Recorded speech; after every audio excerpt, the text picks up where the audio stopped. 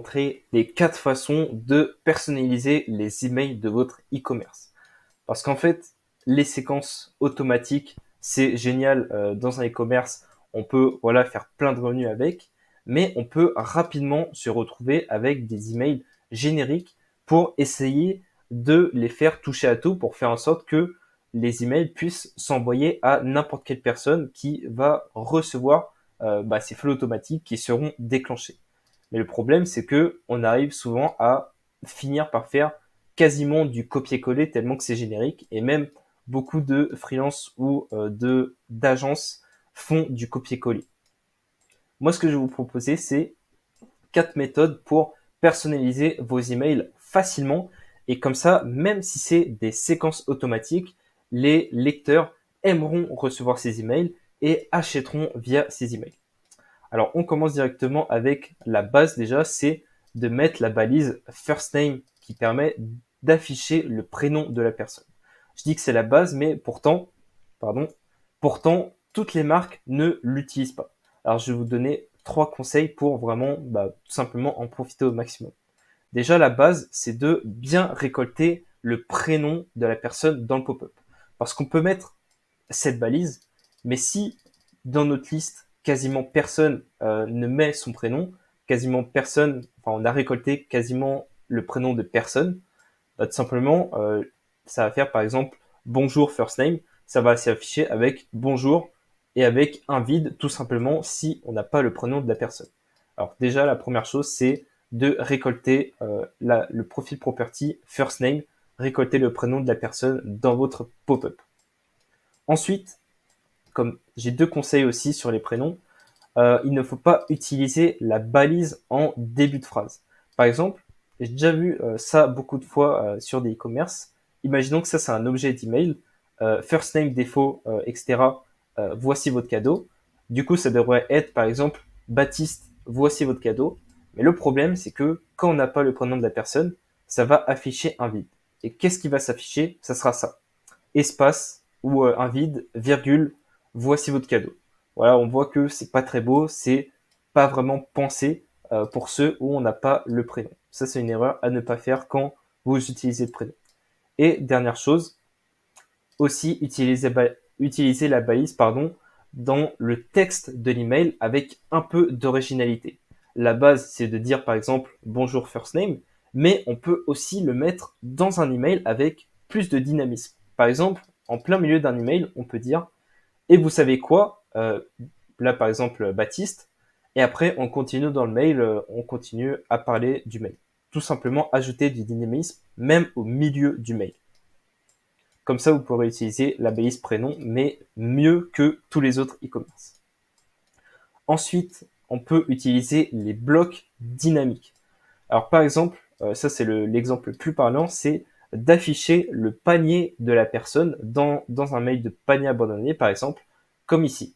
L'image, le nom, la quantité, le prix, et aussi on peut mettre un lien qui va automatiquement amener la personne vers son propre panier.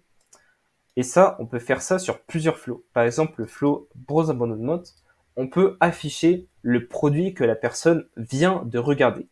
Exactement comme ça, quasiment la même chose, le même agencement, afficher l'image, le nom, etc.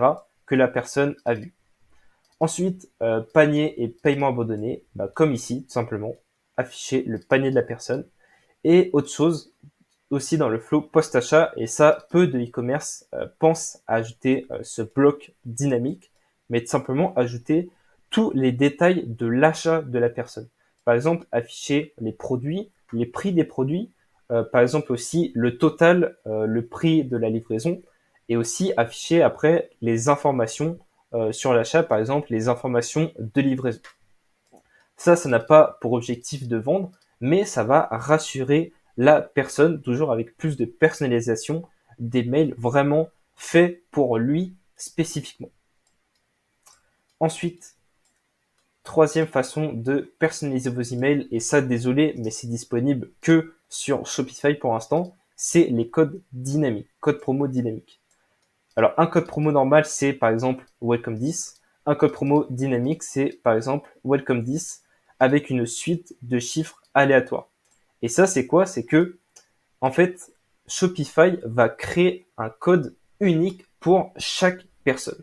Et les avantages à ça, c'est que déjà c'est unique pour chaque personne, chacun a son propre code, donc c'est non divulgable, la personne ne peut pas partager le code à à ses potes, pardon, ne peut pas l'utiliser aussi plusieurs fois pour ses prochains achats.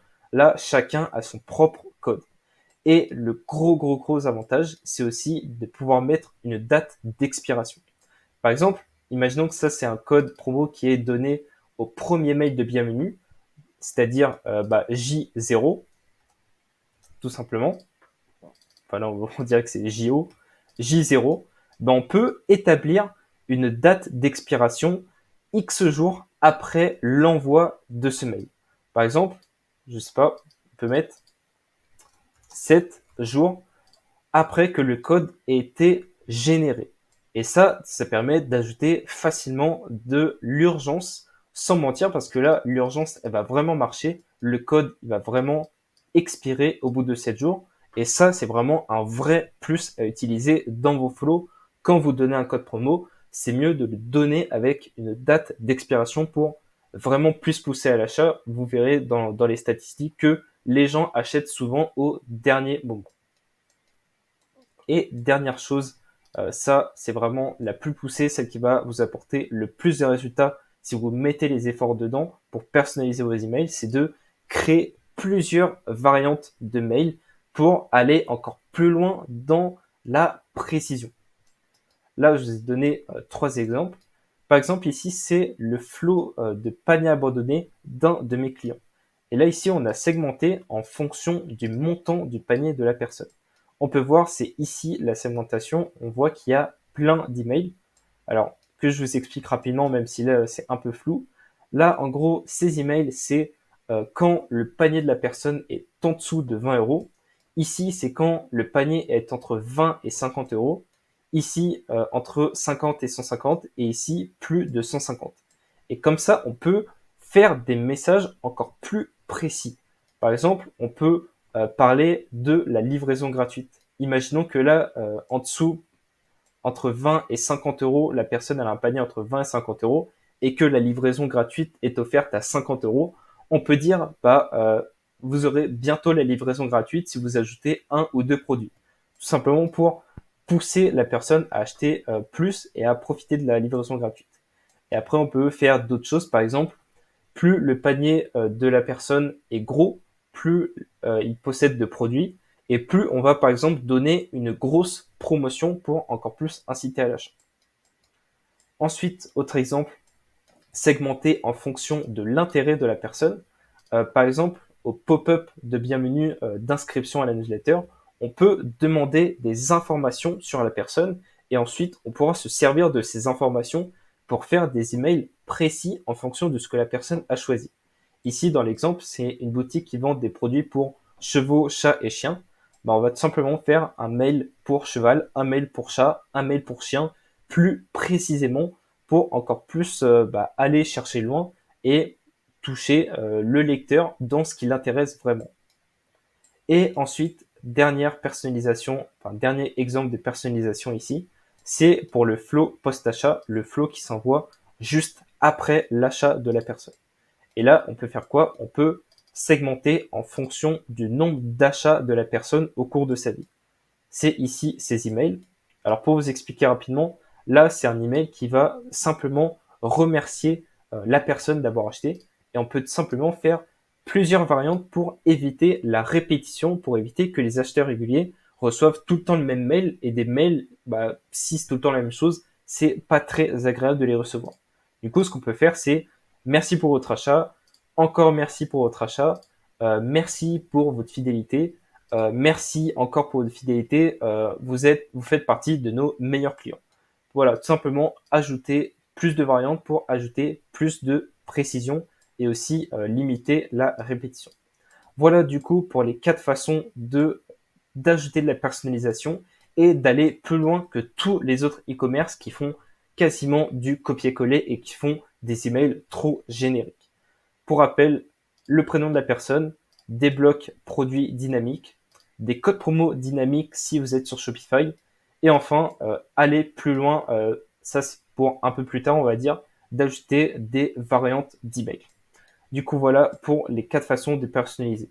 Maintenant, si vous voulez en savoir plus, si vous voulez qu'on discute de votre e-commerce, de la situation que vous avez en ce moment sur les emails et de ce qu'on peut mettre en place pour vraiment augmenter les revenus via vos emails, réservez un appel dans le lien en dessous dans la description.